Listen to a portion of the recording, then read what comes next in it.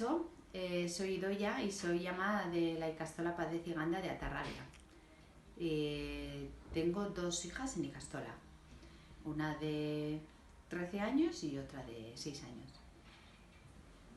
Nosotros siempre hemos tenido claro que queríamos que nuestros hijos estudiaran en una Ikastola, porque teníamos claro que queríamos que nuestros hijos hablaran euskera y que nuestros hijos vivieran en un entorno y dentro de la cultura euskalduna.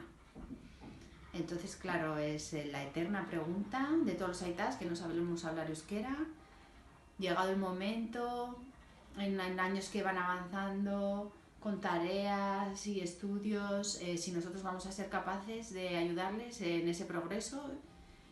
Y bueno, yo, por nuestras vivencias, decirles que pueden estar totalmente tranquilos, que si alguna vez hemos necesitado ayuda, en Ikastola nos han dado un respaldo y bueno, que por ese sentido no ha resultado ser ningún hándicap para nuestras hijas.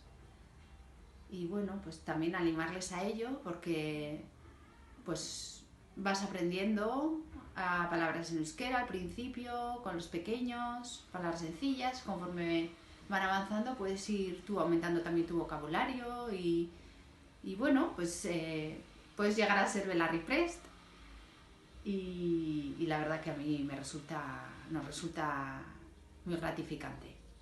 Así que nada, yo animar a todos los aitas a que formen parte de este proyecto de Ikastola Paz de Ciganda en Atarrabia.